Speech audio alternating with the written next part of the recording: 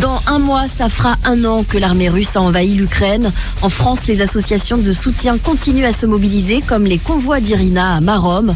Une asso en lien avec Irina, donc une Ukrainienne basée à Lviv, qui redistribue sur place les dons des habitants de l'agglo rouennaise. L'asso a déjà envoyé 8 convois jusqu'en Ukraine avec des minibus qui ont rapatrié également des réfugiés, des mamans souvent avec leurs enfants. Des voyages forcément marquants avec des petits bonheurs malgré l'adversité. Écoutez l'une des bénévoles, Émilie Loisel. Plein de moments de petits bonheurs. Déjà c'est très rigolo parce que les traducteurs font des erreurs parfois, donc ça a créé beaucoup de crises de fou rire. Au 3e convoi, à l'acte 3, on avait des amis qui avaient pris leur petit chien s'ils n'avaient pas trouvé de solution de garde, et c'est tout bête mais le chien a permis tout de suite, les enfants ont joué avec lui et leurs premiers mots français ont été assis, pas bouger. C'est des rencontres très touchantes parce que c'est des mamans qui nous font une très très grande confiance. Venir dans un pays étranger dont on ne maîtrise pas la langue avec ses enfants et avec un minimum de bagages, ça demande beaucoup de confiance. Donc nous on a été très honorés de cette confiance qui nous a été témoignée. On est là pour elles et elles nous le rendent tellement bien.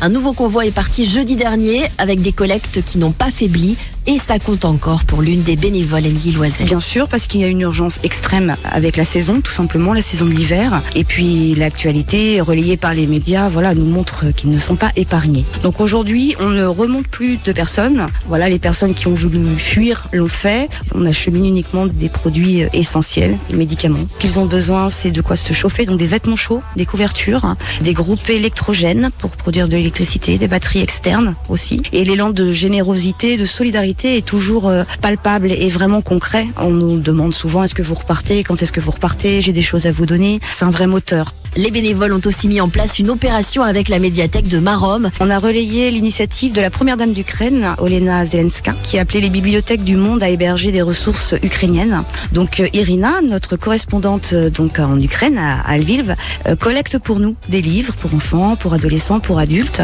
On les achemine en retour et donc j'ai demandé à la médiathèque de Marom et au maire de Marom de créer un petit peu de place pour ces ressources ukrainiennes. Donc l'initiative a tout de suite été accueillie et aujourd'hui les familles ukrainiennes peuvent aller à la médiathèque de Marom emprunter des ouvrages, ce qui permet aux mamans de lire des histoires à leurs enfants dans leur langue maternelle. Le maire de Marom a aussi participé à l'un de ces convois. La ville a également prêté 2 minibus avec aussi une aide en carburant. Un 9e convoi doit partir prochainement.